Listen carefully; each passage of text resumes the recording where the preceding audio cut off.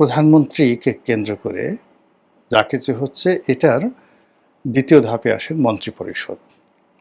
আপনি দেখুন তো একজন মন্ত্রী মানে হয়তো ২-৩ জন মন্ত্রী খুব দৌড়াদৌড়ি করছেন। শালম সাহেব দৌড়াদৌড়ি করছেন, স্বাস্থ্যমন্ত্রী দৌড়াদৌড়ি করছেন, তারপর শিক্ষামন্ত্রী দৌড়াদৌড়ি করছেন, এই তো?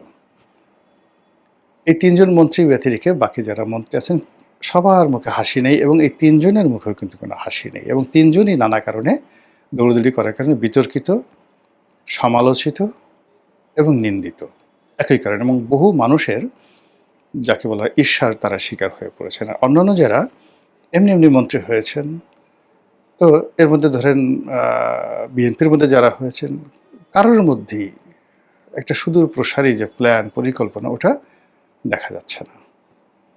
মনে হচ্ছে জাস্ট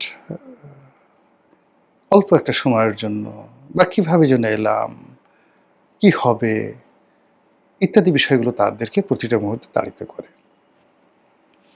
এর বাইরে ধরুন আওয়ামী লীগ জমানাতে জি.এম. কাদের মন্ত্রী হয়েছিলেন জাতীয় পার্টি থেকে, আনিসুল ইসলাম মাহমুদ ছিলেন, মুজিবুল হক চুন্নু সাহেব ছিলেন, জাতীয় পার্টি যারা মন্ত্রী হয়েছিলেন, মশিউর রহমান রাঙা ছিলেন।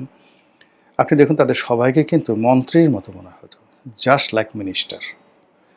তাদের এত ক্ষমতা ছিল যে আওয়ামী লীগের বড় মন্ত্রী, তারপরে বড় এমপি, তারাও কিন্তু এই সকল মন্ত্রীদের কাছে যেতেন, কাজের জন্য যেতেন এবং তাদেরকে তোষণ করতেন।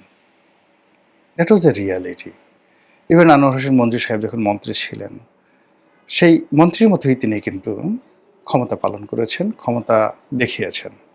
কিন্তু আপনি এখন যদি দেখেন জুনায়েদ সাকির দিকে তাকান, তারপর নুরুল হক নুরুর দিকে তাকান, ববি হাজ্জাজের দিকে তাকান, এরপর বাইরে থেকে যে তথ্য উপদেষ্টা নেওয়া হয়েছে ডক্টর জাহেদ, এদের দিকে তাকান আর এদের বুকের উপর যদি একটা স্টেথিস্কোপ মানে ডাক্তারি যে স্টেথিস্কোপ বা যে কোনো একটা মাইক যদি বুকের কাছে ধরেন এবং তাদের বুকের যে ধুক শব্দ এটাকে যদি শব্দে রূপান্তরিত করা হয় এবং আপনাদেরকে শোনানো হয়, সারা বাংলাদেশে হাসির রোল পড়ে যাবে।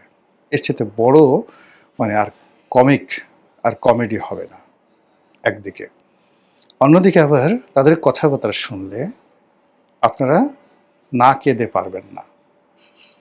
তাহলে বোঝার চেষ্টা কী অবস্থা আছে। একইভাবে অন্য যারা মন্ত্রী আছেন দলের মধ্যে তাদের অবস্থা যে ভালো আপনি বলতে পারবেন না, কোনো অবস্থাতে বলতে পারবেন না। তো এই যে ঘটনাগুলো ঘটে এগুলো মানব সৃষ্ট পরিবেশ পরিস্থিতি, তার সঙ্গে এখানে একটা প্রাকৃতিক। যখন প্রকৃতি আপনাকে সাহায্য করবে, সহযোগিতা করবে, তখন এভাবে অনেক সমস্যা অটোমেটিক্যালি দূর হয়ে যাবে। আচ্ছা, গেল।